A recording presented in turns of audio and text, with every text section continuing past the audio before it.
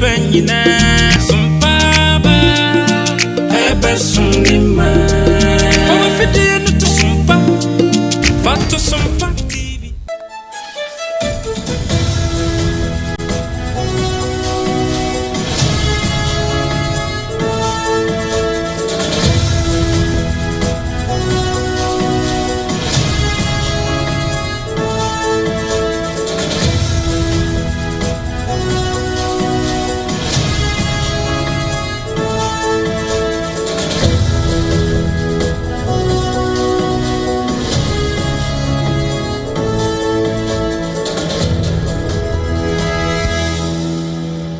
Bar it kasia bosonda busia wasogoso ya wotie no abrona so say ya de kasia bo emu hwam na agente ha won krofo amaman so ababasomo na anansam wa ya de ba ne ya hwa Chief Justice Mama Gertrude Araba tokono nansemu na wamafo baka ya ene chebi ana Ghana de hye nipa wodom yensa won mo krata ya wade koma amampanyi ya Rajon Dramani Mahama no wo se Chief Justice ya wo ma Ghana mu Mama Gertrude tokonu mama no nneoma bi nkwohyen mu e wo samampanyini woyi na se atwede na akrata ye kopie mampanyini enchan ye no na won mu kire mu sa mama no se wo hwem pa no a won fa hyehya anya adwuma se Chief Justice afa ya samu abananka wo betumi agina mfimfine no waka ne yie no afa no wode nsam no wade won hyada nka ne yie anwaye ni se ne asam no wanka sasitie ebewie che na se wo chiachia nsam no afa so kura mpo no mama ni su ne ban ne ne ye bia washase a woye no wo hono kire se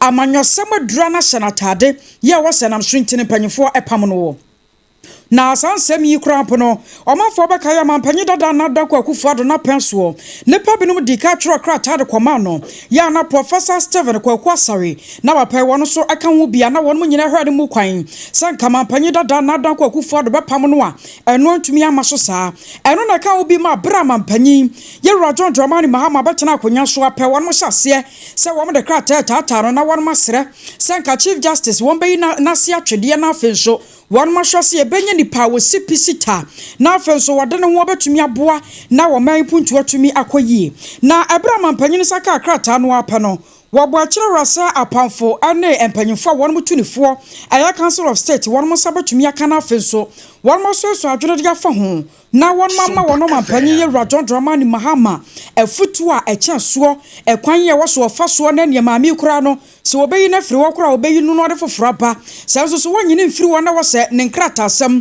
wo hye ase no wo hwehwem ma na ni kwa wo sasamansaman a sabia wo sama ne tamfo nso an watimi ayen saa e kan wo bi mama mpanyini kura mpo hye ase sa wode na fo makomako edu 10 days to one mo dia Chief Justice sa ansam bi wo no ma waso aba be ya no sa ne ansansam ne nam wo no ayekọ ayeno ne mprensa so na aba beto so nipa makomako me ensam a won ma twokrata dia brana se won nko abakofo adia na abanti a dane da nyina no Ghana fo hyase se won mo kana ho nsam na anokra kan ho bi ama Chief Justice Mama Gertrude Araba tokonu won so de krata apie dwa ya na krata ni mu no na wo sra mampanyini se radio obasra adapa enipa wodom yensa yi a Ghana mampanyini na pamfo won mususuo se won matro krata de aba se won Chief Justice yenyina se atwede yenyini mfiri won pam no kora ma ne kopa ne ba binchina na yemfa afoforo ma metena so no wedi enko obasra se nka mampanyini wo ma ne hwan krata ne mu bi se ne won se bi twiro no de fa ye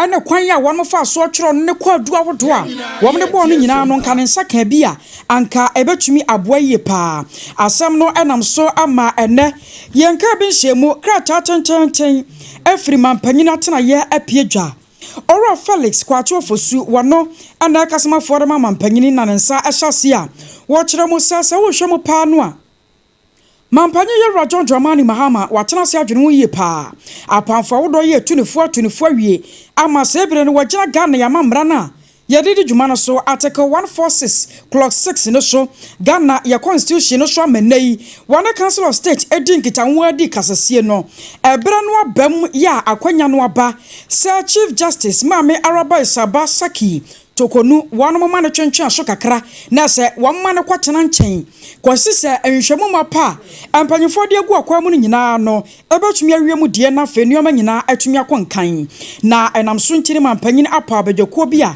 wamo na eba behwe no waye nhwehwemu sonko atumi ade afa ho na sa abadwakuo ya Ghana mampanyin apa yi Justice Gabriel Scott Palmer wano ye justice at the Supreme Court wano ne bedi sa abadwakuo no anim nipa numu mampanyin wapa no eno afa Justice Samuel Kwame Edibo Siedu wano ye justice ewo Supreme Court wano ye member ya waka nipa num no eho afa Yura Daniel Yadomlevo former Auditor General wano so aka ho bi ana Major Flora Dalugu wano so Ghana Armed Forces asrafo adwumakuo no wano so edi mu ntintiman Professor James Sefa Zifa wano so aka ho bi waye Associate Professor University of Ghana wano mo ni nipa makomako enumu a enei Ghana mampanyini wagena ne tumi so na watro krata tenten anam ne kasama force Yura Felix ofosu kwa cheso de aba watro sasa nipa num metena se na krata wodo ya nipa miensa wamode apie dwa ya wanmo sere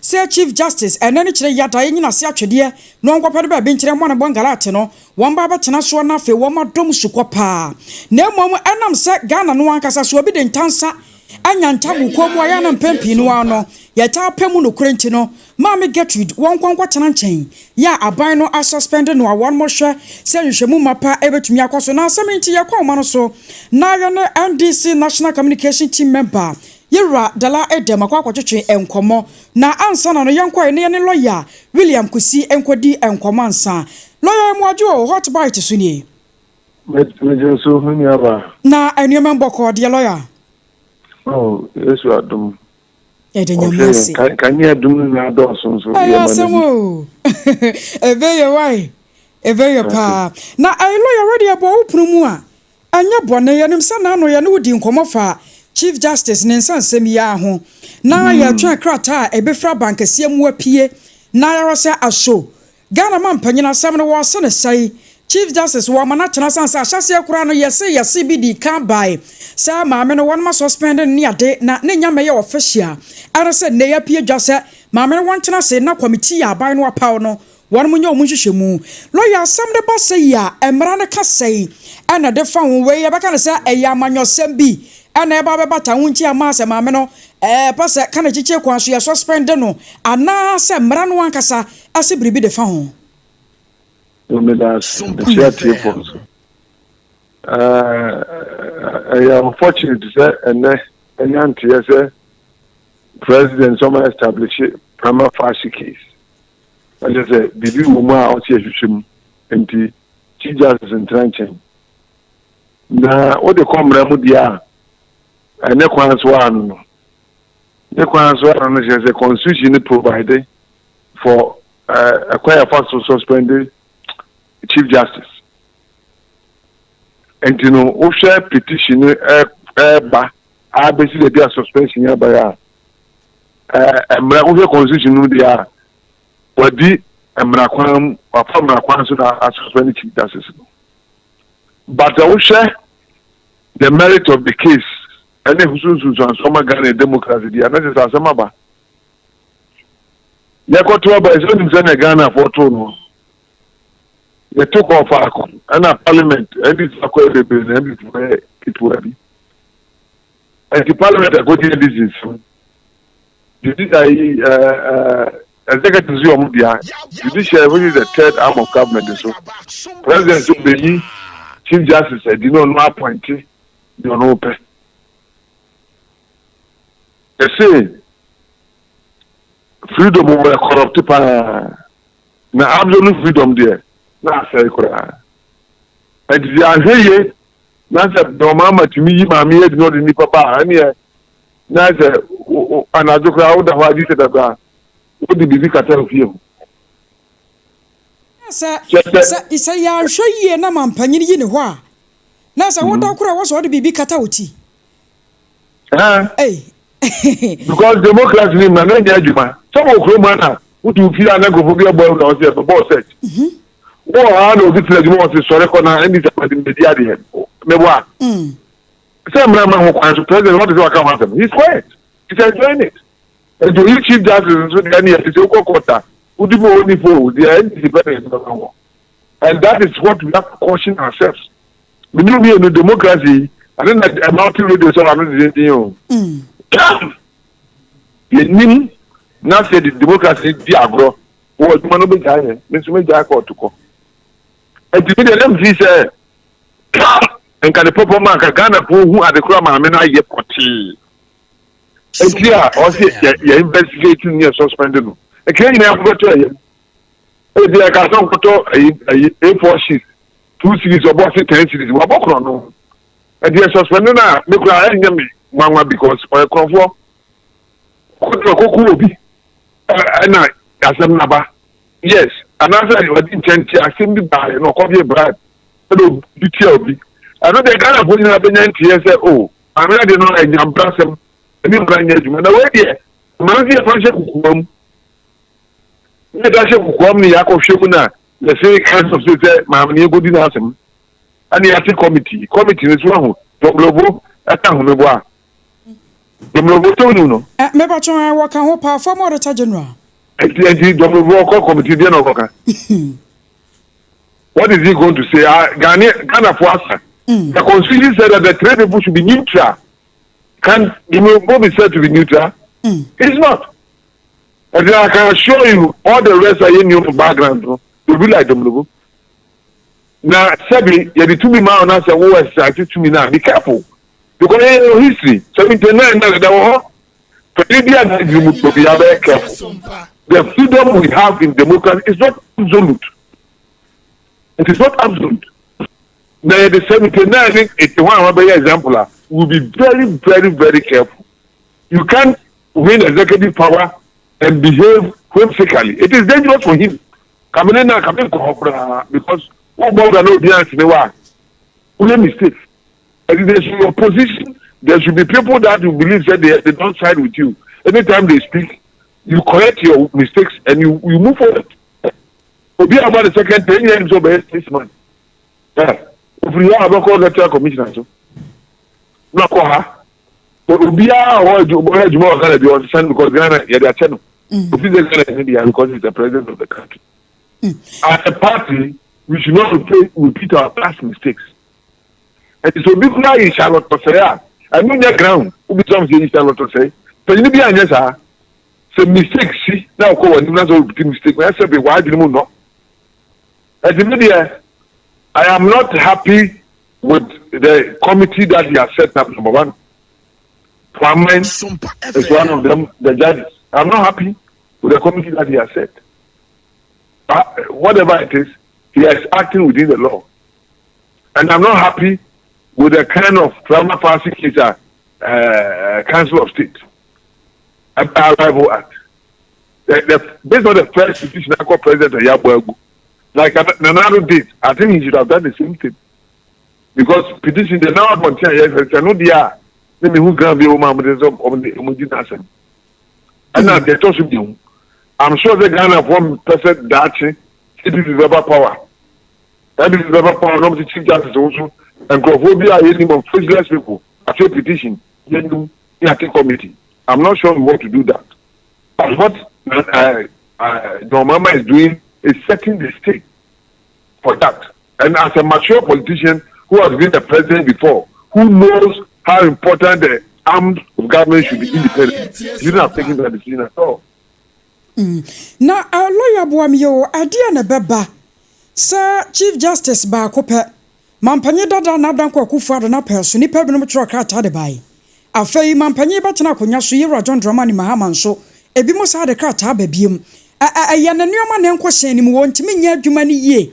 And I can say, I'm on your sembi bate chida. Mamma no one can say no best for me in the fuel. Sir, if I'll be sincere with you, I'll tell you. If you ask whether I like the woman, I'll tell you no. The human relationship or question, what do I say?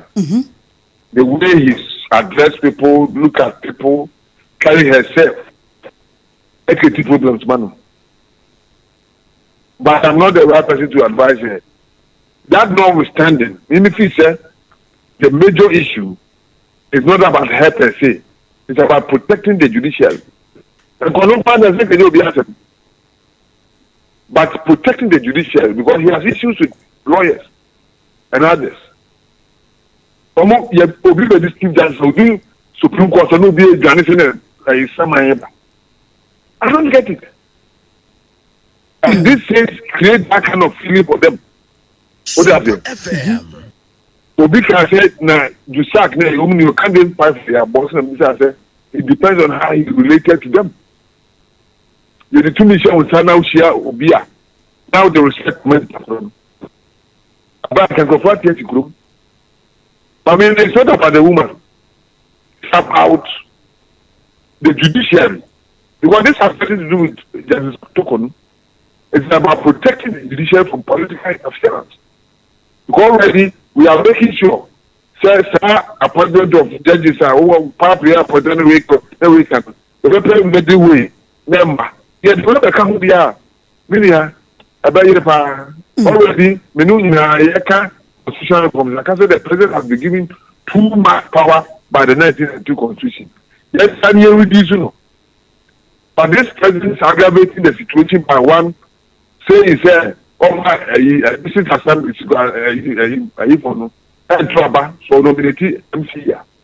Or such as who to me so you Chief Justice. And the 2 million I said, because I forgot what they become. And I'm surprised Parliament is passionate because assemblymen approve and nominee. Don't they know they are adding to the president's powers? And that is creating a problem for our constitution. All of us are adding them. So president needs to be the solution. The entities will not appointments. What you be free no. You appointing the partisan. We have all accepted this. Let this man come and start making laws to deprive people of their power or their kind of for 4 years. Na lawyer yan show ye kabma men kabi no a ye de ye adwuma no ye se ye de kabma men kabi ye adwuma ahyase no Chief Justice mampanyi ade enefo du neto 10 days so wano ye bi a won famra ma Chief Justice krampo etro krata na nka wo panipa miensa no a womo ababo no kwa adu no na nka wo hwe won mo nsem ni mu ene se ne de asie nya asie no ye kabi mamen kabi no anyam bia ye de ye adwuma yie anamanyosema bekata so. Yeah, you must have found it. You must say, President, about to my more hand who you do. So, about to my more. When we call for constitutional amendment, Akosua Agyiewaa Chief Justice, say, I should and class action, and I suppose Chief Justice, Sompa to search radical. But the common yellow, senior president, you know. Probably, and president in the politically minded or the party for pay. And when you have power or addressing political obey Chief Justice and power for the opportunity, you know. Meanwhile, if you near say Chief Justice, Shirak boss, Electoral Commission, you as president, I would win, you know. So, and then I mean, if it's an important sector at the club, I'm not in here. And you say a constitution in the book. Can Canada vote until for Bokron? So that everybody would understand, say, yeah, witch hunting, another political. So, the way that you go by the Corona, President Sasso, some pro asama. I'll be for petition, not the call. Now, was it my committee? I'm going to say, Prima Facie, because he has the power to do that. Why, near you. At the moment entering the next 6 years of the government, if this is not stopped. Lawyer na waka bibisa asa mampanyine tumi a ekita no ma no de ye adwuma no doso dodo entidru mra bi a baabi anka wasanke ye makwankora na Ghana fo na sempanyimfo bi no mom na eye election no mampanyine no atumi appoint wo bi sani para na emra mehye ho nanka wo ne sanke wasanke ye ne sei that true political parties no wo na ye problem ana Ghana for no ayekoto aba no ankasa na ye hunu nipa e wo se ye de ne ba de ade and yet two political parties political party over here can be a problem. Okay, we expect that there will be a committee, a board. You know, humanity that appointed IGP, that appointed head of the various institutions, you know, aside the politician, so that it will be a standing committee. The law will look at how a succession plan will go whenever. And you know, opportunities, they will sit up and look into the various institutions and find the most qualified. When you are the chief justice, as I mean, the idea that could you only be a beginner. Let's say, we Supreme Court judges now, no, no, penny. Sompa 106.5. And the government. And here, committee be another board be on appointment senior medical professor. But what do now? What is behind you? And the president appointed. No, I hope be talking for us here. No, bit was that the not my appointment. And then Benyabre. You lawyer, Jinasoka Crabby Mammy. Jinasoka Crabby Mammy now many year Richard and Yaba. I'm Quatrochin Quamoya, Director of Communication, the Ma NPP. You're a module what white is Sunio Sompa. You're about to make a module. Open your temenka, Marjorie, some person ye. Number chapom, dear. Maintaining can ye. Yansan Rabusa, Rasa, Yansa, Abasaka, Richard, and Yabawa Homanoso. You're a Marjorie, some person ye. Yeah, Pachotemenka. Metewan Capa, number Chamoya, dear. Namiadum, Hoyapa. Yet a Yamiasi. I read a frawa, a Yabone. Young cabin shaman Yaunasa, Mampany de Krataba, watch Rasa, Chief Justice, Mamma Getru Tokonu, Mammy was suspended. Nia Wapa won committee, one measure say Yashumu. Now, Yamisasa way no, I in the right direction. And I say, a man your sembi from home. That's you will say, Mampany da crap and so no, Nipabum de Krataba, ya. Nanko Mopes, Chief Justice, Koya, be in a free war, and I'm not Quanswa. Nia Bamedasi. My main chair, tearful, you know, Megana for. Now, men can say, they are a cost. Yeah, Papa John, the money Mahamani ended for almost quite here, a democracy, and running Kebia, memoir, Agya to move in 1992. The young way to Massa Amane team, a baby groom pepper, so agree. I to me, a free, a manual cool. So I call for to me a free party visa, I call party from Magana Fonia Yanti, as they say, Sani Penal, the Opesa, Obedi Ghana, Nimu, said president, and I said parliamentarian. Oma Ghana for the Twaba a year. Now, what about the Nimu? Sani, 1992. And Tia Penisa, and Pesa, Mayoku, we were back now, my number 2, Babe, Bresta. Everybody can be, I see. Now, and they said, yeah, Secretary John Draman Mahama, NBC for number 2 or 2. I was a Chief Justice in some way, mono. A yaba say the democracy. The custom be said checks and balances. That democracy, almost you see in a 9-year miensa. Democracy in 9 years, say, Yenya ya Ghana for 2 million warrior ya de ma by no. The institution and shaway and not your voice. Now say the means of accountability no it to be exercising. Say a beya or more ya did to me a show monsano, omun fire so. Now a mumian judiciary no a dimacotan. And none a boy in a who buying casa and no pain in a no. Judiciary no and a bubble buying. Say beya executive no and the theatre farm who be so a constitution no about who buy a judiciary. And they are ever from Mahama near this for him. Yension is a namomi no mutu.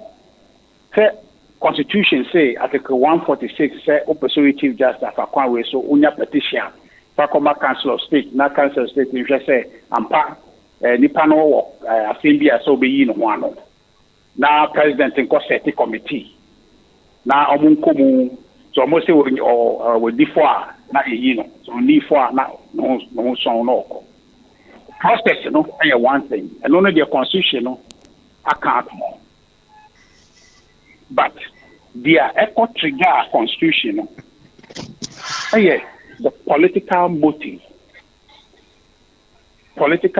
no ano no yen fa ni hu eno no yen kama wonte but the political motive eno and the dangerous thing in the process and no idea equity your democracy no constitution can itself fakwa we there ya ka to ho but body ban na nipa na ye onya boni bia ye nya be fa kwan bi so afa kwan bi so ama nipa bi the petition bi aba there so nipa bi say enyi no na trigger process and they dangerous say here no the technical process no the committee say the political motive of the NDC say omo reset no ombe yusu e dey undermine the democracy no say chinchine anchi the be chief justice na chief justice na yi no enkosi ho a omo botai pa ni say be EC but onu say EC no chief justice we say bia omo the excuses omo the petitions are we somebody yi electoral commission for no anyina so bia ni so nti omo the committee chief justice we are on fa nya adwuma nti me no ka say petitions be me ansa e wo ho a no di campo e baaye a that president the pono so a me no ka say sie but president on active was we e wo no ho I say nka on the committee justice way that the process in Article 146 EC chairpersons because so trigger you know ka say 27th not petition January not petition that president that process basically question is say I don't know for EC trata no petitions about the EC free on I don't want yam fan come chief justice no talk no and it say or onim say or the side petition the kwa anya dia obenya hu anuye papa because is in the chief justice no and the best establish say nipa we and I say EC chair we or asem ya no enti obesete committee na him but that's I say CJ na wo no only president John Dramani Mahama nim say on yesta ni obeyi no oyi ni wi a na de ode beba no ono aka chen say be so yi EC enti petition ni afi na de akoma no so enti me no ka say no onya yi sa CJ we de omo penny for me aka say won de obako enti process we ni nyina ne de ya de a omo famu keke but chief justice de omo ayo magini so obako dada enti process ya start e wa ko wie say chief justice be yi no yi ni wi a na afi de mo tumani EC for no so na ye can say the democracy oh yes won't na abamu afibo ba ba wotwa esabia to ho ama afoforo menka say MPP but enya obi na ono so NG democracy ni na on enfa no ho say obo democracy no ho ban na okoto na mon say basa abema ye democracy no be brase because ono so beka say oh mre bi etwa mu aban bi ba ya me yi chief justice na say to be chief justice dia nya de foforo nti baba ya ade a obi ya yenka enkosi hwe na eno no enko wie kiri no na democracy no na yankasa ya di yensa any excessive political motives say me penise no and ye dey say democracy when we want to say buy no ne tumi ekita no no one fan share so a was offer and we can say you do me I do you and as so hwem kura no a mampanye dada na dan kwa kufu ado apeso ma me shaloto say NPP wo mu yi ni firi ho ya ba kan say we na bi na sa ban no wode yawde bi aba say enioma wodo a NPP amanyoko no baba ye ni nipa wode won mu sisi mpanyifo wode wo mu sisi nipa bi no ano no ne ade no yi wo mu nyina so firi ho na Daddy, say we no dey enokura say enna bi dey see so dey am fatu ma enna dey enso so betumi aba na America say enkosi aban na say enna twemu yi Charlotte say na eno no komo e wo ho say to me die ne ehwe say na wo nyina so say that process no ye trigger ade ba kwa say tia say me say the process no ye di easy no article 146 no the president no say ono ne dia e ba no ho a on to me nya ho hwe easy no most especially the president ne be ya ne say o dey come ono no ni hu twaka bia say bia ono be ka so we akro mu yenye ne si da bi mo ne so be pa no de akakoma mo e de say car o de ugu sa to so o de kodu ho de kwhye nipa na ade ne ye ne dia no de kwhye ne sa ono ade na ba no ontumi nka so we no me ye de se na se me se ni gidi ani so de koma enti se e ba se isi fo na nkasa ne ka so ta se na asem no enti se isi fo no nkasa mu nkobodie so we election mo ye say procurement ade we ba say wona wo ye say no ye say na koya asem o mo amontem na enama numu petition ba say yenyi o mo free ho asan say nsem o mo keka no eni enyan na ye almost started process no no nye political in the sense that ye ko pe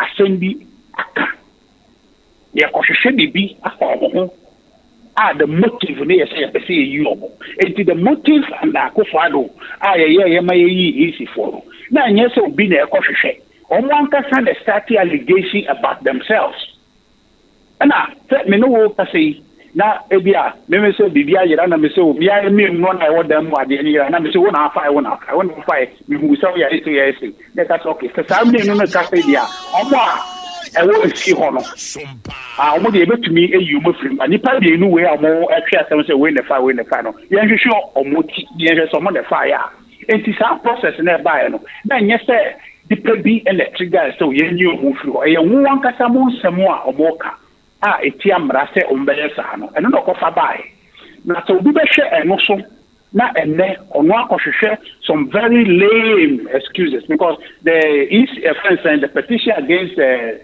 East Charlotte Jimelsane boss Masare ne de akanwa ta mo petition makan den stand me hu nsemo wo mu nya asemo a yi obi free office wo but NDC forcing kete some be yi omo ni ntino omo pe kwa bi omo fa so bia esan se omo se maybe twe mu no ye shall to say but the essence ye nyina ye te ho ase ne say e ba be ye ade e da ho e kina no enye din se obi be ka say ye nyi chief justice in free ho e be ye normal nti aban bi ababa bia no because na open chief justice no yi nti de ebe ba kire no se no a obi yi no a no aba na obi ka chief justice bia or sha on one politics no a obi yi fi ho that's the beginning of tyranny na as a Ghana ni we must guard against that say NPP na you say NDC na you etia yen Ghana for no 2 million ye dia ye di ma aban bi anasa manyoko bi se omunko yusu emfamwa Ghana no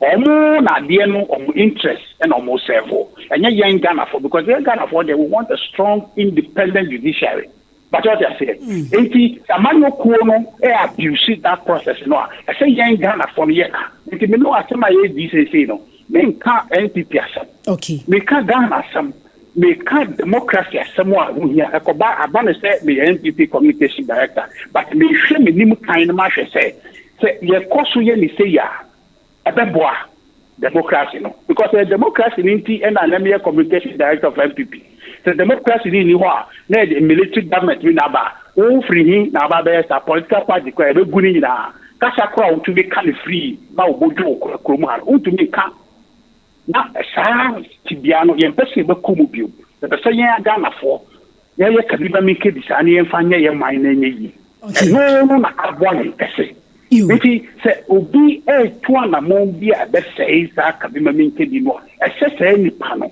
ye think it is kokko na ye make say NDC aban we no ana mo to so mu CJ no e be affect the democracy no because about the normal say won so sorry a betumi CJ bi a open betumi yi we a open then the next thing is oba speaker say to abane eba MPP 2020 year abambagbe ye NDC ni from 1992 93 or parliament first parliament what parliament is be see there or ye NDC ni touch our contest is basic 2021 why selected no nka MPP our Agya Appiah Apam Dadaa if we can treat that process say e be yin free ho nti say executive need to be nya sa to me no na mo to me yi CJ free ho obi anka hwe na mo to me yi speaker free ho the process of democratic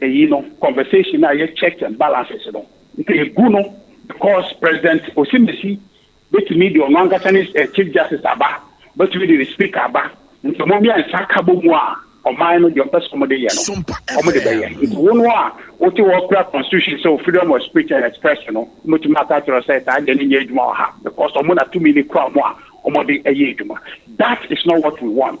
Mo that part no a make kai e ho na any for e twan ya akọ du na be sha ya dia be say ye kagba make ya ma mu no nti yin nyina yen sorry for kan yen kunti asadi e ma kwan his excellency John Dramani Mahama any NDC buying and for side we meto so na be ya se bia sabon bia omotwa na bia kire bi no obi a wan dwena kwetiri be president ya or the side we about the hack the kalma make bi tamamu e Ghana you Richard so bodu mo kakra mam na menko NDC amanyoko no nkodi nkomomra ayane yura adala dem kwa kodi nkomo ya national NDC communication team member yura mo adwo Sompa so nie many aba me jonso na enwema mboko de na me adum ye woye ayo ya wo sanna mampanye de krata pie dwa Chief Justice watch se wa suspend no ya wapa ho committee a won beye mu hwehwemu na no ye ne yura Richard anyagba atwetwe nkomo no watch se o hwese ne aban no wahyase a wo ye na nuama no wom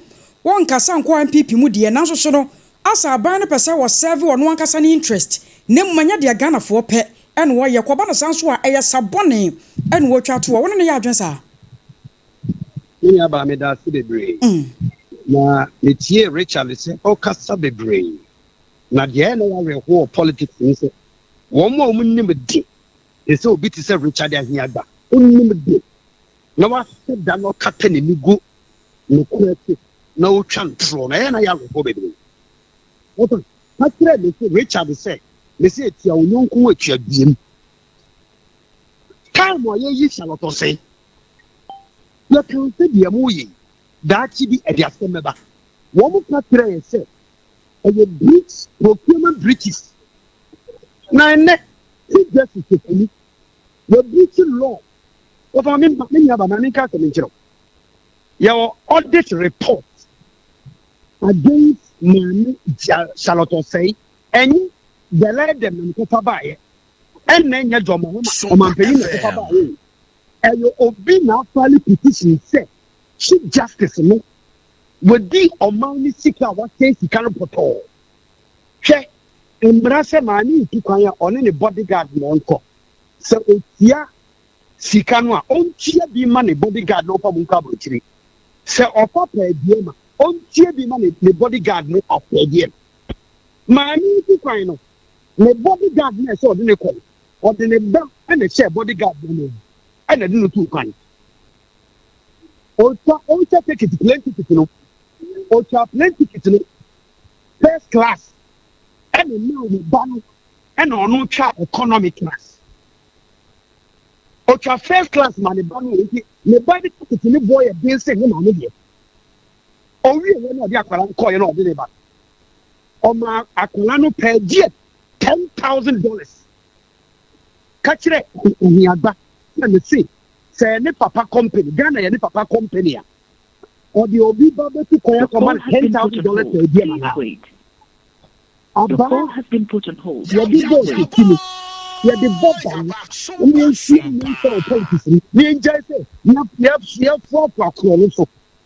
there is audit report against the woman. Audit report.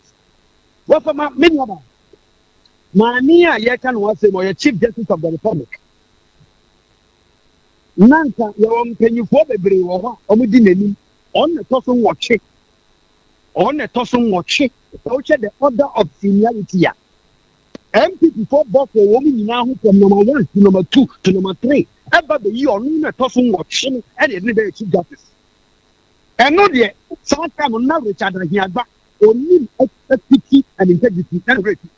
You need to say, na ọba ya fa o se chief justice na ọman sika o ti di o nsabom edi tia o ba per year $10,000 multiplied by 17 $10,000 multiplied by 17 I say of a mina me yamani to you and can neck maris down of a little block no I have done on resign non to the day in other one they all you have on resign a channel on resign non saving the case because I need the but you not TV so and radio so all coming Sompa Mamma Bumbrasto, with the Mran did Brak, and Mran Yedi, and Mran Yedi, Mammy Salafoseno, so Mran one Yedi, Mammy, Tokeni, and people friend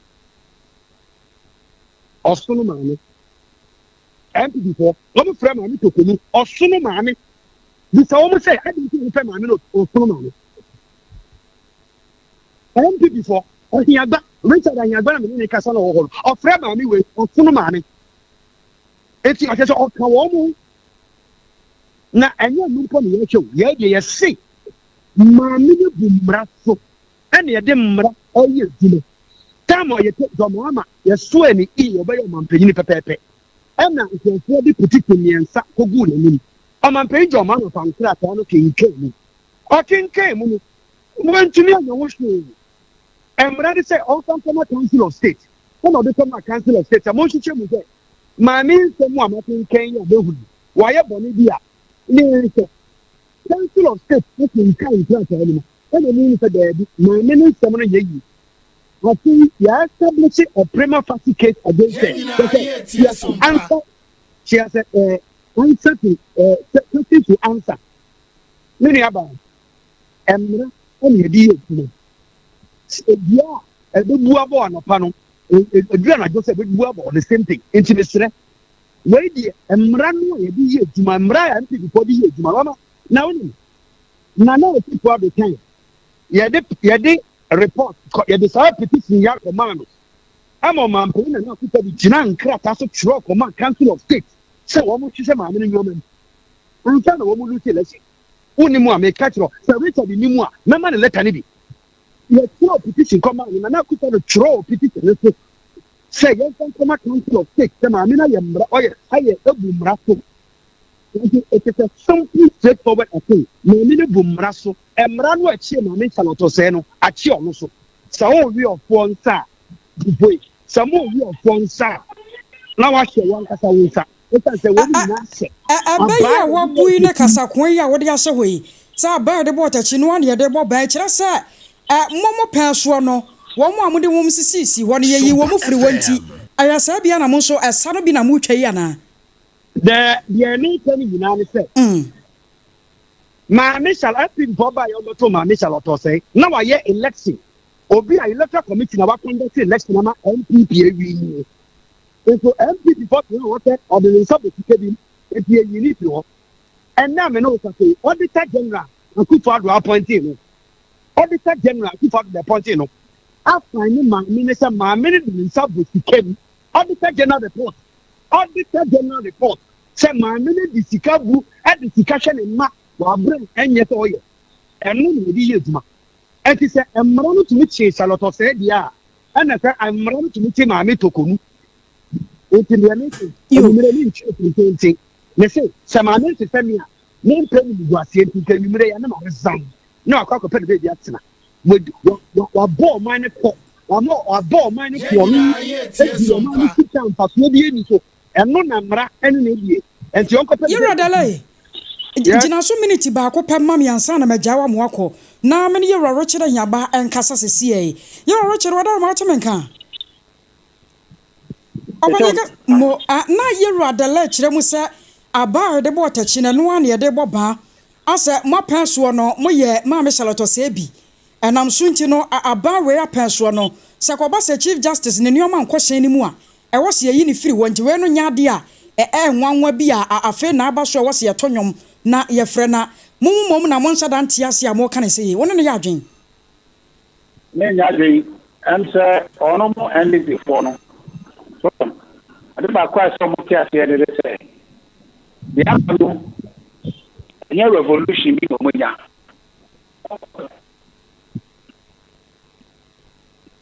Nana for the top amount of bra and may your money. Now my back question some more answer and then in there say. Sarah and I'm muti. And then I'm more money and answer more they say man.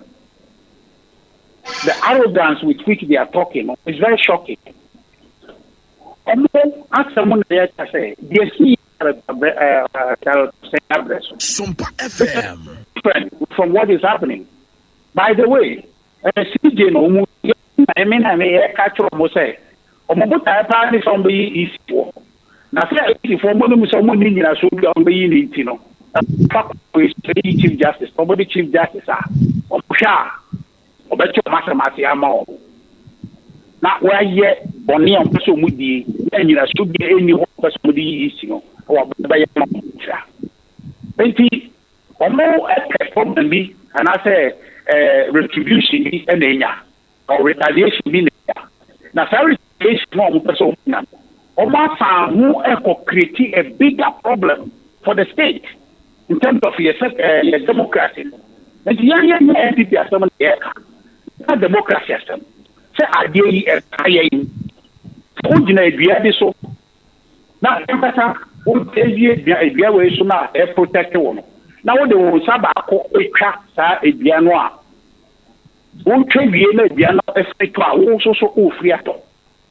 The NDC for AN is self-destroying or self-destructive.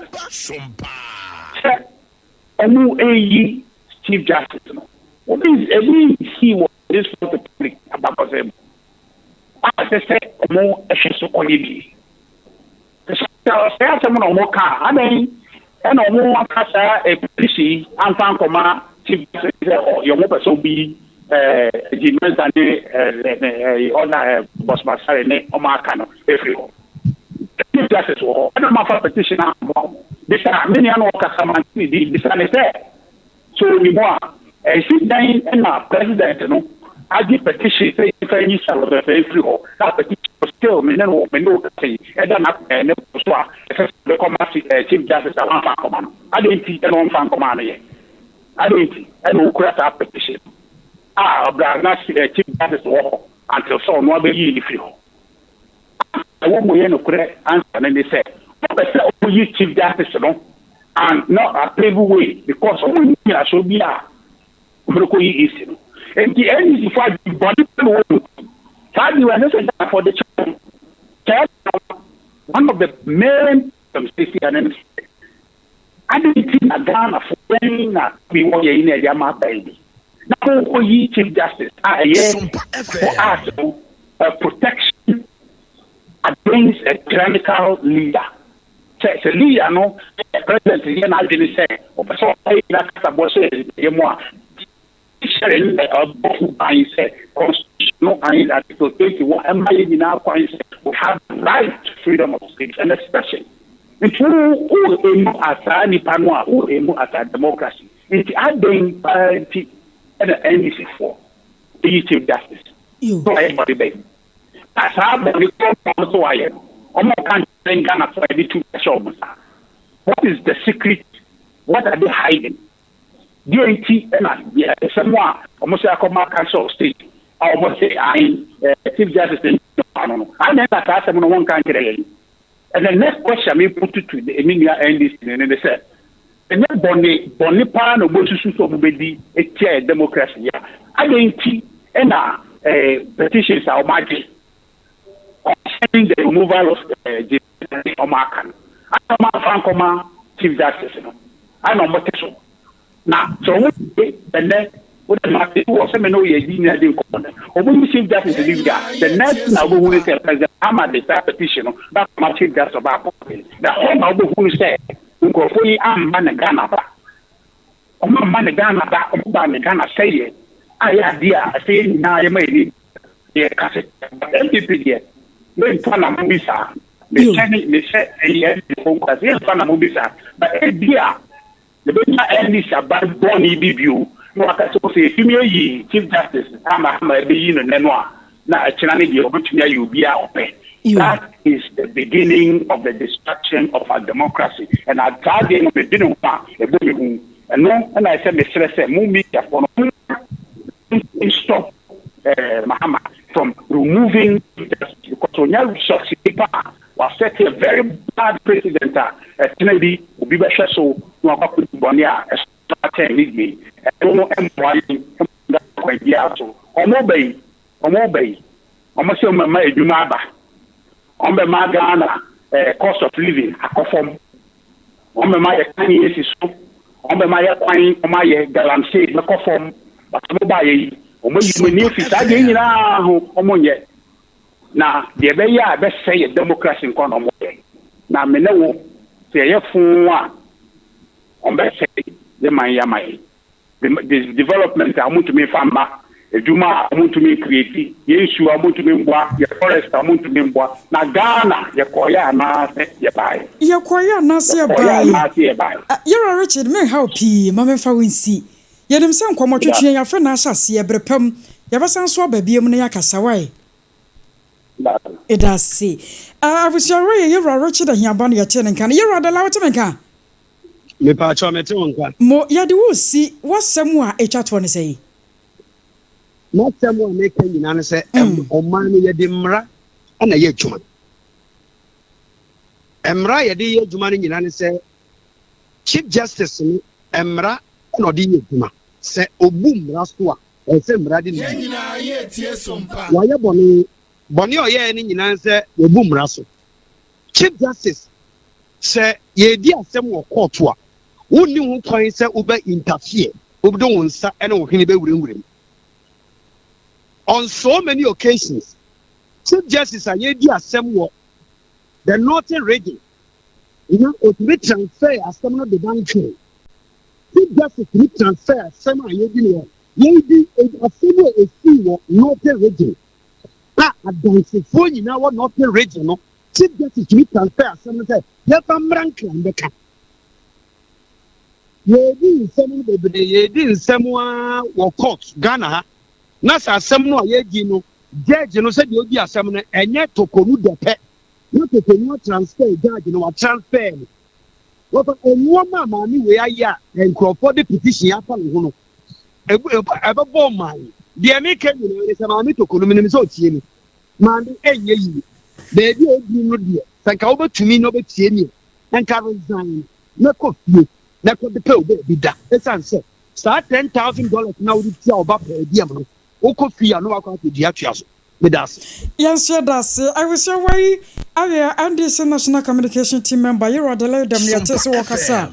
Watch or some man get you to Konumami, and ye yo tom Tibet to me or no one resign, no one be entina. Yet wa and some so at Yamamo. Enya na we ya kase boy ton ye free hot bite mu aye to aso saa e wono nsi abre mu kase bonom na unimu se abibre mato yenka bo muku no wo madi mfinhia adunum afahya kase ene ekoso e wo man Ghana mu ne kropon kran na nna mampani John Dramani Mahama wo gina ye a wo kasa no wo chese sabi opani nie enye se wo doma boa na wasiesie binum ntam keke na mom se obeduma ma ba bia adwo na asundwe beba echi no obi anso ho behenhan no na de opese wo ye bia obetumi aye ne wo ye ne yie na se wonya bia patena na ne hoto no na ne timamufo nso ehoto wo mo a se tie bia entokwa ebetwa na se ekuro hwete a na ana se ekuro wu a adwa nyina so kora ehwete sansemi wo ka no na yensa ntwerofo wo ho esanse duru nkrade a mamefu eduka wonna nsem no nyina wo bone bede edesom ye na yentie de mampani di tu dwane bi. Your Excellency, ECOWAS was born out of a spirit of bold diplomatic engagement in 1975. Our founding fathers, faced with fragmented economies and fragile political landscapes, chose the path of cooperation over competition and rivalry. Their vision was clear. It was one to pursue our development not as isolated nations, but as a united community. Since then, ECOWAS has grown to become a key diplomatic and political force in Africa. Through consistent engagement, dialogue, and mediation, Our community has earned a reputation as a trusted arbiter in conflict prevention and resolution. Whether it has been in restoring peace in Liberia and Sierra Leone, in guiding the Gambia through a difficult political transition, or preventing electoral crisis in Cote d'Ivoire, Togo, ECOWAS has proven that African solutions through African diplomacy can and do work. We must not take this legacy lightly. It is one we must protect. It is one we must deepen and refine in the face of new and emerging challenges. Excellencies, ladies and gentlemen, today our region is faced with a complex array of threats: violent extremism,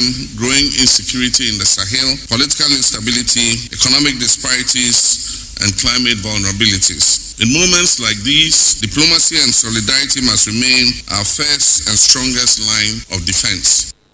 Sremu Sejatano no, Bema Tentana Hofe, Ghana Mampeni, John Dramani Mahama, and Ate Sena Wakasa. Nevi wa mananso no wache no kwasemuni Sadia Mali, Niger, ene Burkina Faso atwe wo mo ho pa sa wodi firi ECOWAS mu na wo modi mfinhie du no mu no sebi ha adwene pa na wakasa enye ne ya no oboa na nso sanhie mude ya wo no mabase yi wonum se da seboa sonye e ma adwene wo no nko no ebewie obesan so aba abedon.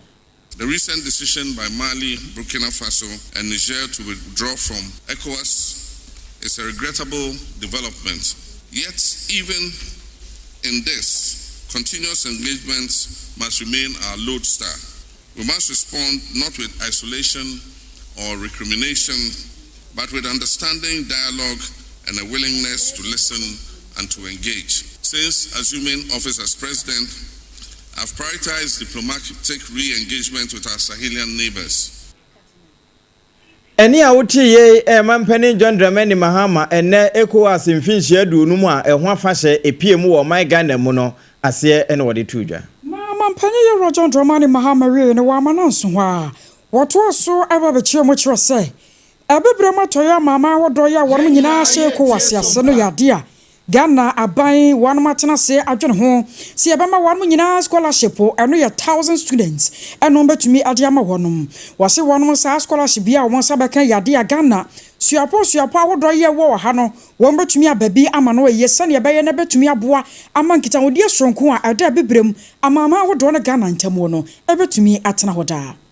To mark this moment and strengthen regional bonds, Ghana is offering 1,000 scholarships to tertiary students from across the ECOWAS sub-region to study in our universities. This is not just a gesture, it is an act of solidarity. It is a bridge to a future where our young people will grow up seeing each other not as foreigners, but as partners. Excellencies, as we look to the next 50 years, let unity and solidarity lead us. Let that be our guide on how we respond to insecurity, how we manage our diversity, and how we build our prosperity together.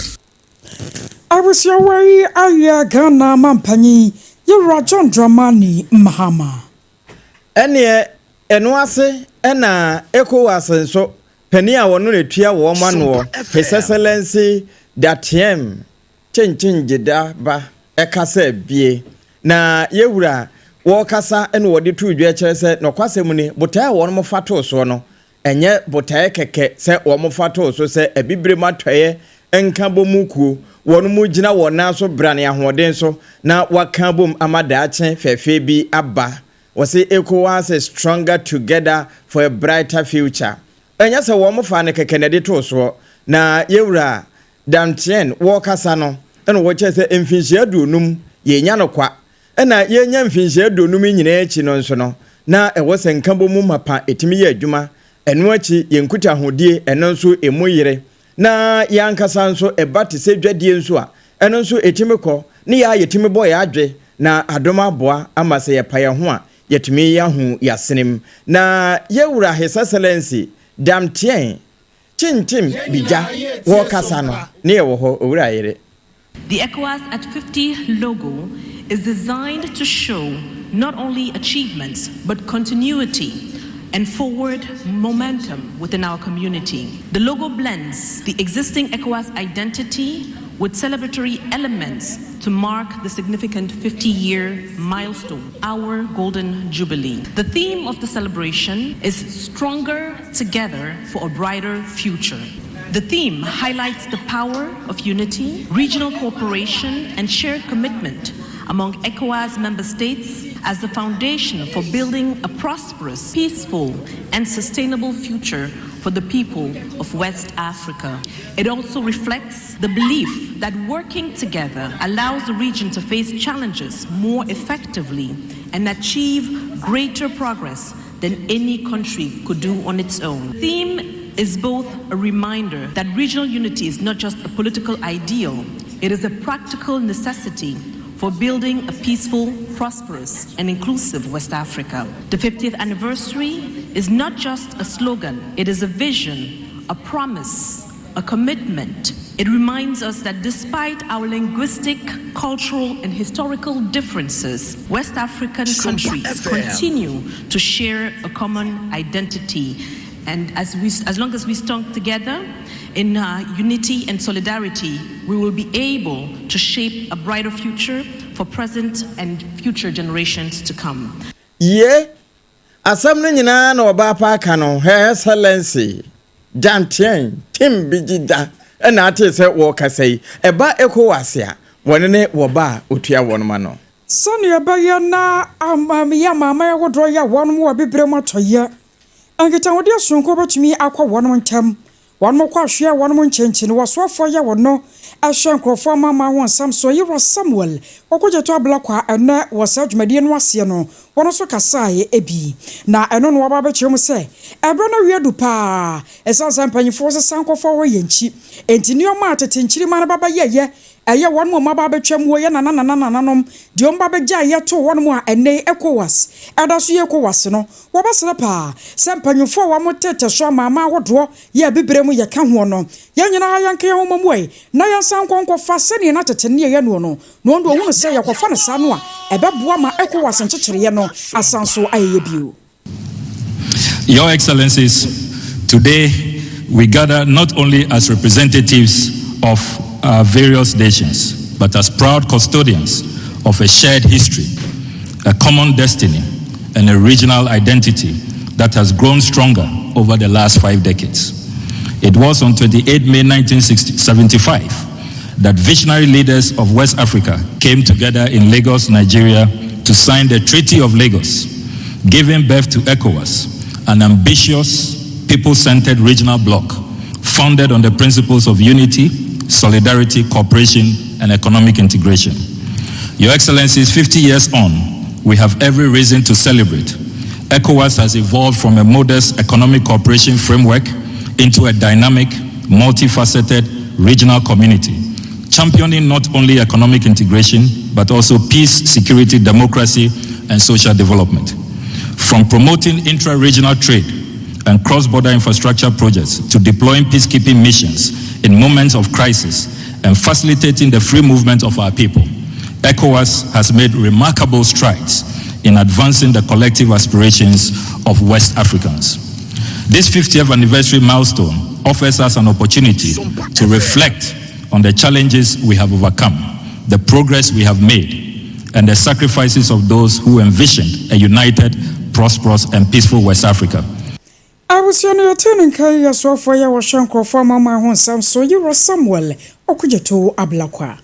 Ene yeda so a ejina chineya ban ye tie konwa so na amanfo te ho da so bu nkonta e won nadodo a wodi e wa konwa so titru ne no bosha wo hye ka se woni o man iko contract na contract mu no enema hodo a opese wo yo e de bo man yi ebi wo ho a wotimi ayo broni si wa miti ebi nso a ye bobo e kire se wonya nwi na no na asen south mra hye badwani Reverend Tim Fojuo so afodi tudwa che se won de wo hu se eye nano be se wo ha won de obetimi akenkan nanso wo kan ye no wo be ka se mampani ndwandramani mahama wa fere ni ebusa se fere a wa fere ne sen wo se adwuma wo ka so wo be ye no enye no ene wayo na de wo yo ne se CCA de abandada no eyi wo mo se mpanimfo a wo mo hwe mo yi yakwampona hodo so ena wo yi wo mo de ne nse keka won na no kura wo san ko bo asem bi so no ende kura wo mo de domba ne so se ye meso ne panchi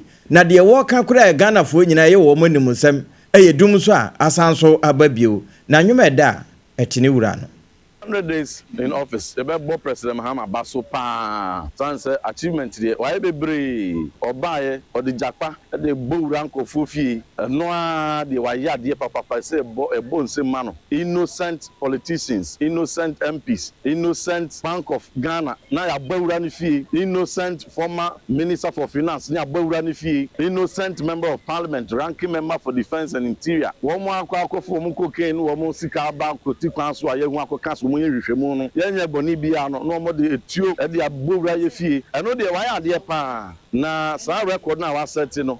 Minyi ni se Rollins kra na odi tuo na be di president ni mpu e be beat ni sa record no. Na wono President Mahama de 100 days in office for to me execute sa military style of governance no. Perfect. Ye bona ba so. Ye wie nso a wa ya de odi dum so asan ba bi dum so a ye tu as a program we aye ya. Make man kasa nwie kra na Mahama je ni line. Enti wasa de dum so aba. Enso bra na MPP wa ba mu no. Ni e ba dum ase be program a. Ye high generator mpo. Ye ba be program ni mo na ye. Ye ya fiti anopa de kwa wi enwumre e mamrante be toa so anadwo a light bi anu. Enso isabre Mahama je ni light. Enti wa ya de 100 days in office. Asan tumi abomodin ade ne dum so no.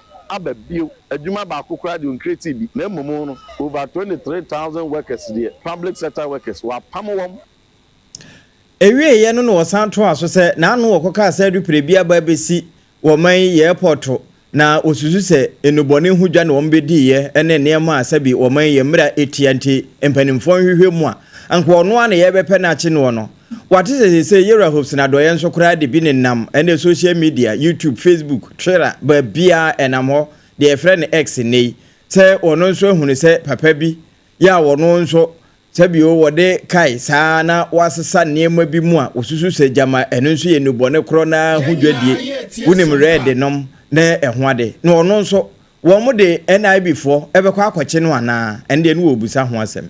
Sa suspicious flights now me kokan say womo enye investigation womo de etuo e de bewura me fie ni sabre popsi adoye e de aba betu dwa say 18th January ono aso ono an gina ho bi so tiyu o say be President Mahama Efan na womo de enuoma bi be fa ho obi onye Ghana ni ne private jet be si ho e de V8 enum e de twemukọ video no e da bonten say ne oboade a na meboa ba say the okan video ni mu e no kre say 18 January so plane BBC and womode friends ka bi edi atrentwi elodu nuoma bi de kode ba e wo presidential gate dia nas or call for investigation ono so om de tuo be konifi ana eno ne asema ye bisa the same thing similar one e bi no no so hu a ode atudwa maintain say atuo ene tax akwakobuura ne fie eno nti yesra mampanin ya dos nti no monte so say wo hwe opios say the tramadol say the trafadol say the red say mabuni efo wo mu no mu a na say wo ye bad time na wo ye mu hye na ye mantie no emo aban na de aboa wo say no bone ne so o man bia ni ho a enya so mfaso ebu man ne daache gu bone yesre Ghana dimpa na nanom de wo mu kwato ho ma ba bi no ye mpenso no ye nye de betumi na ye me no bone dwadie no ye ntu ase na enkoye a thing of the day eni a wote ye ne mfoni a ye twagui eye asen Southmra Shebedwani Reverend Ntimfodwo ene wakasai na kanamra Shebedwani anasa panyi pa ya no wa show my agriculture wonsam so no akoya beti fimra Shebedwani won manyamfo bran no champion papa wano ene asante mantemu kumase adum na wakoya woni adwerefo ya wo ne omahye awadum blue light ene kokohia ya woni won de kasase awodoa ano na panyi pa dia kokoto dwa a kyerasa hwe won wose ne buo wobeye bia boa papa na ade ba akopɛ no ohia eno ano se watekra ne bra nwoma so otumfo se tutu ye otoso mienu wobaba no kwan se kumase adum wonhwe no wonsi dwa no wobeye bibia kama madwarifo won masoma dwo wo bia benya ne mpata ba bia obehye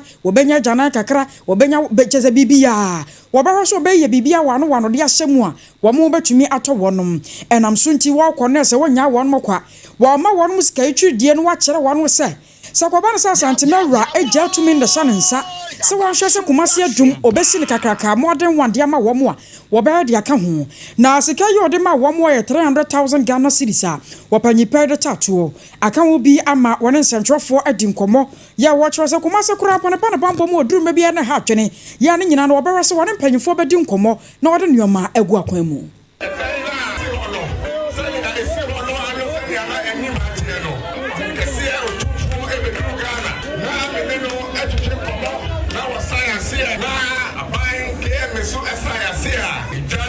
Messi at the Amaya, when you see a Kayano, you see any other animal. Now almost at the Appiah my home. And then I got to get so never give them all. I never had so epic for both. And they have to make the other you are high. And the blue light traders. And the Omo, I would not hear you when I jump idea can see a bar. Now, and I will say, because I met me there. Men yet today. Guess what? It's blue light. I ready. I never mammy no. They go to Apino. And I will make the SEO. And what you know, you're a brand of champion. I'm an answer one was oh, be a pinting. Now, what about so banner from Mudibia, Agya Appiah? If for Agya Appiah, actually, it is Obi will be our neighbor. Akosua Agyiewaa now, one in fact, and Gemma, and the four no one to chat here by any piano. Pim said, the dino, the one in the mayor, the area, the Ama of the Stray on your coupon, and the Mam, ever the Wahina. I mean, him said, Dana for Akumapa, Dana for Akumapa, and near Akko, project you want to know. Then I have a back together. Near my mom for one Agya Appiah, anyone is sicker, anyone is Bibiano, Monsa Aka, and Biaso, and Kind, Tatamanto, the Visaya, at home, and that's a share, and by 3rd of January. Now, election, no Ampaqua, Benusua, Mensa, to do a Tino, Mefa, and do so at the Concline, and donate 500,000 Ghana cities at the Amakantamanto market victims. No, no project, now one year, so no, Pantuaso, now one in Chama, or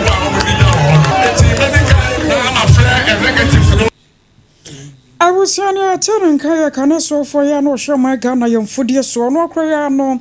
Walk about Tiffy Abatua and Paswasua. Why am I Johnny Doctor Brian a champon? Another day, a assassin Amponi Amwada.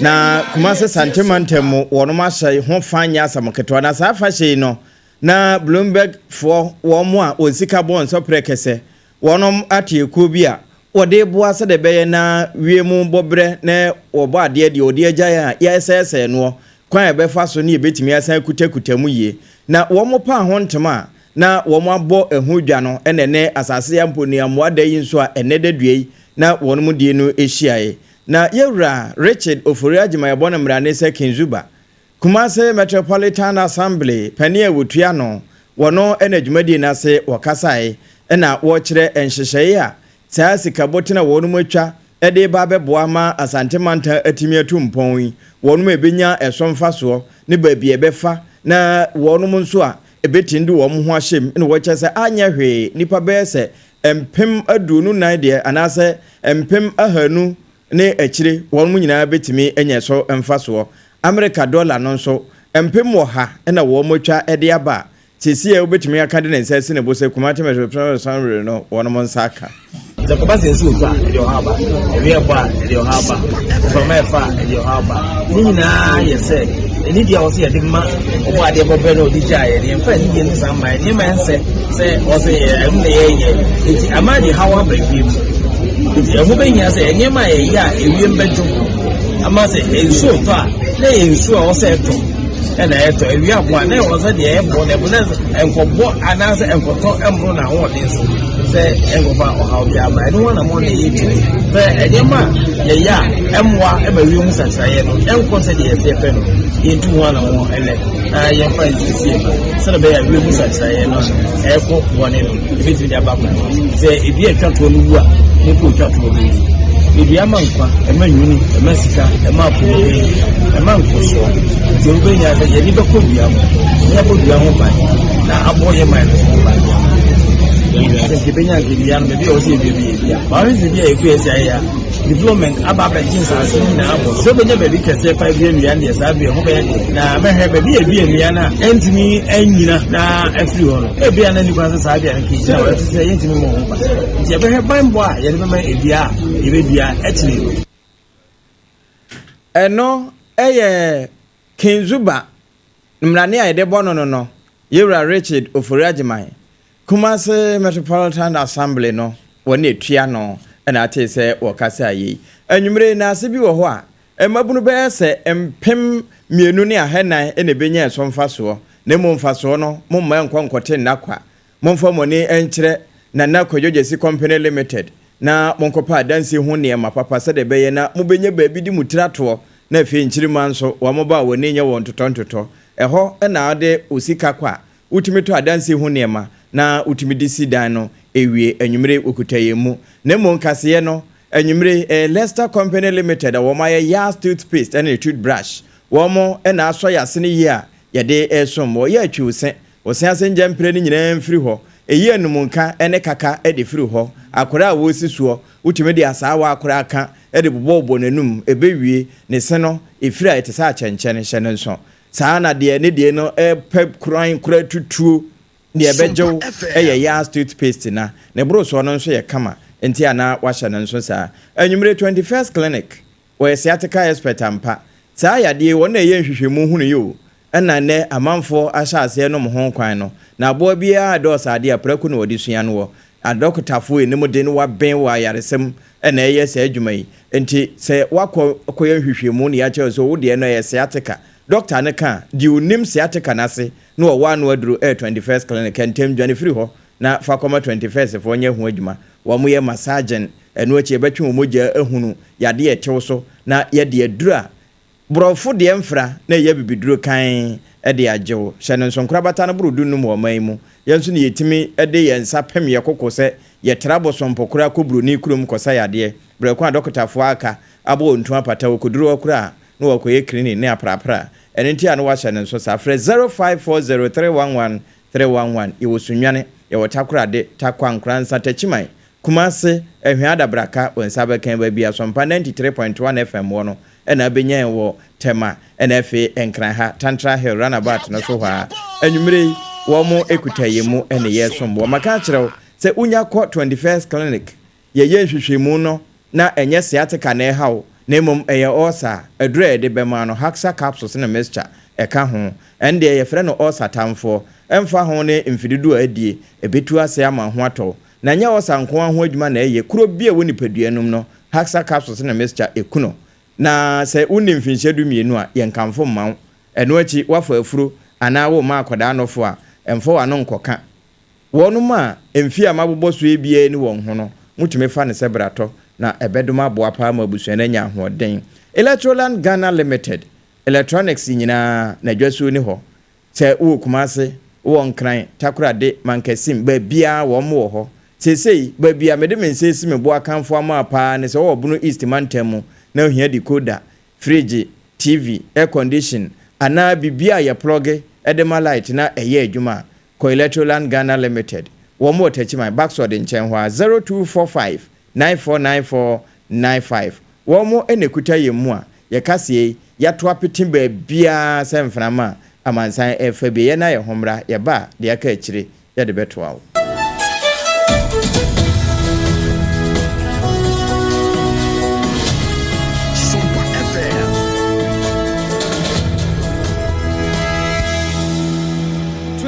clinic a sciatica expert sciatica no o nerves na wo to ase na fa wo siremu na fa wo nansia besi ase ho no se ho techema eno ene ye fa ne sciatica na etimi bubu o to ase ka wo se dwe wo siremu wo je ho ba bi a enye na eno na 21st clinic ba ye adwuma pa wo mu ye ntia baso bo ma je ne wo Ghana ha ene amono ne enya asem ketewa wo mu je international awards ahodo wo mu je local awards ahodo na anu nso na wo mu bi the only sciatica research and treatment center in Africa bibrim ha no ebi ni ba bi a je 21st clinic nkwa wo mu de bibiduro ene besa o yare no masa de machine aka ho eya yare sabia yare bia wutimi de ko ne mama de ba ko a wo magidi wo mu pa no eye sciatica ena stroke nso de kwa diabetes ne hypertension ne ade ne ade Ghana ha ba bia wo mu ho enkran ha se ye wo Tantra Hill runabout se wo free enkran eba ye wo wonsa ni fa so wo fra masaman so na eba nso a wonsa bonkum so ho na wo behu ye 0540311311 0540311311 na 21st clinic still wo ye sciatica expert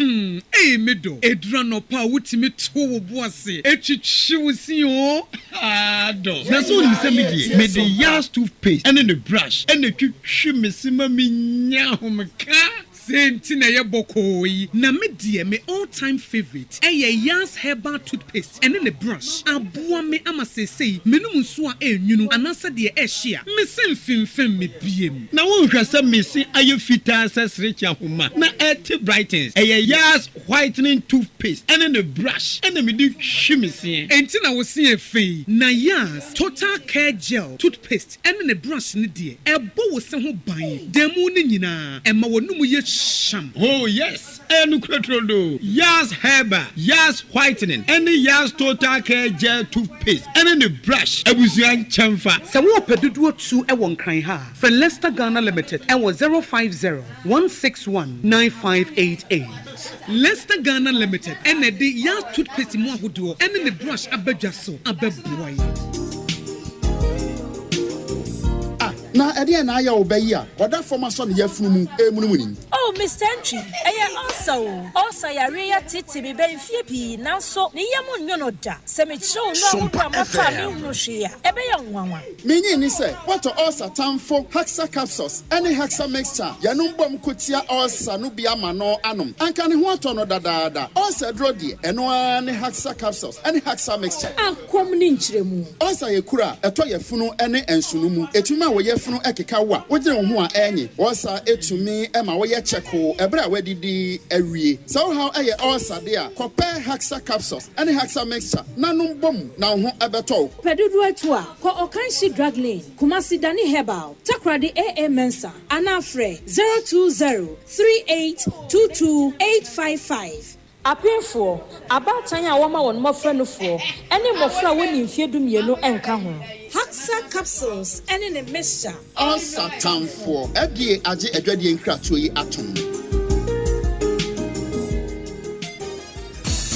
Chimane foi Electroland abedwa near the muni amapani nyina nso abo we Thursday ya 10th April 2025 Raya showroom foforo na wo Kumasi Techiman kwane so ye di Roma sorry dino anase backside ne di animhwe Property with Samsung TCL Media Nasco TV AC fridge gas cooker washing machine deep freezer home theater microwave blender kettle rice cooker any amapapa ka ho nyina na woni mbribi edikan for baako 50 ebenya 15% discount any achede it brabetade kan ho na senya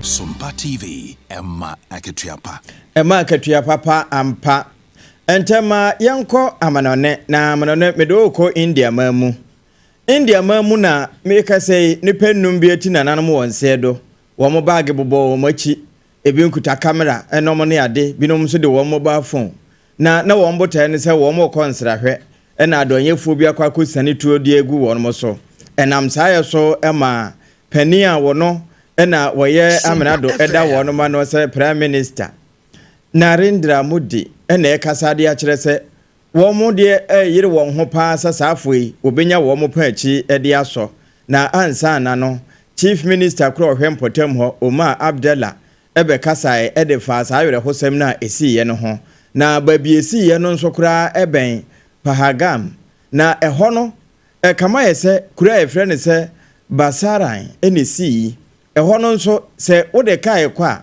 obepo so te se kwa unu pepepe nti obepake ase ansa na wafra kosoro nti wo mu gya ka no wa na afo a wo mu foro ko obepo no so no na adonyefu ekuku sane esa atubra na edegu wo mo so na Lieutenant Governor Monoj Singha en wono nso kasade a kire se sade bambo wo mo ayirim ewo mpotem ho no wo mo atodom na gum sra adom no se wo mo hwehwe ba bi asa adonyefu na akwa akohwe bia yemfa wo mu nsanso na wonche wo mra esanse oman te se India wono mo bom modern se wobedum aboa ama hodo okra eho aye akono aye nika na wo mbetumi abampo na wo ba betena ho atumi aye adwuma de wo musika nso abeboa ama wadoma ko onim wono mo ebeye nuru kura atumi aba abeye ewo mpotem ho na we no wono mo kire se de nam so a we bi banyina ye se be sa Appiah Apam henkono do wotwe enkono ho na awere ho se meti se bi esi ntinke firi ho de wɔn se sune bi nsi bio ɛna sese we yasie na nso ne nyinaa abusua a wɔn ade hye aka mu no wɔn nkafra baabi bia abɔnefo na akɔhye no wɔn bɛtwe wɔn ɛde aba begyina mmara no Some no and see none somewhere the buyer no. Near the Makotano be and a say Ghana man penny the crata Appiah Apam watch Chief Justice watching the Breno Assensing. Sada and Penia would hear ECOWAS no Her Excellency Dan Chain. Eddie Atuja said, one on Bebois, ama a bibi mighty to Natoye, babia ayakono. And a man penny so Akasa watch Romusa ECOWAS a mamma hotono. Ghana yema one scholarship ebeboy yipa. Kumasi mayor woma padwumade bi ho ntoma ani asase ya da hia e mabunu be se empem mienu ene ahenan ene nya so mfaso. Na bi ka werem ho ne yebobo ne nyina no de be so mo se hot bite kase bonyimako a eso yasene ni. Leicester Ghana Limited a wonoma ye apa ose ne bro so papa ye friend ne say Yas toothpaste aba wo mo na anwumre hot bite okuta ye mu kese so yasene ma yede bre wo ne ye ntime nkanya 21st clinic sciatica expert ho wono enenim yade ne to ene baabi efiri nyina ne edura wode kanu ama ho atowo haxa capsules ne mixture e all satamfo ampa etukuro bia ase eno akina na Judiciary company limited adanse ho ne papa de ode hya ase ene de de bekọ awie nyina ne ho ene wo wato no ho nso apete e wo Ghana fa na baabia Electroland Ghana electronics adwasu no ho ena wa bie e wo backside ho a mekire tachiman ene nti baabi bia wo na de wani a kire wo nom enchen wo mo ne kan ye ho a ye ma ya yiko ewo Kumasi ayiko 100.9 FM ena Sompa 93.1 Kumasi santimantamu ye fa ho eno achi no 98.9 Sompa sunwane ehon so ne yeginam se franka Sompa doma 101.3 90.7 ne yeduru nkransa bono East mantamu 106.1 eno ye tachiman Sompa sada na 101.1 yetakwa Sompa 103.3 takura de Sompa Adamfopa Radio FIN ewo Paris France abrochimamu eno achi www.sompaonline.com ensemi etwagu ho kwa yakurichire gu ho abenya bia kenkan Facebook no Sompa 106.5 FM Accra ena YouTube ya Sompa FM Live decoder no so babia wo bia oso a wonsa ekan yen anwumre womo ena dom yen ekan yen ho a yewura Prince Atabo Atensa nsennum na kenkanfo AAA Agya Appiah Apam Dadaa mene wobapa Akosua Agyiewaa Kodie boatin yede brewo ye kwanso ye nkoi hyenenso se de eba no eye urade asempa eye nwom papa bi eno ne ye frɛ ne se enkaibɔ no ba wi a na yede brewo no nso enkaibɔ na mom ewie pet service ba third service sia urade asempa bɛbɔ wa kwan mu na fe last service no nso aba na burochirefo no nyina ewuda ho edeje wo mo visa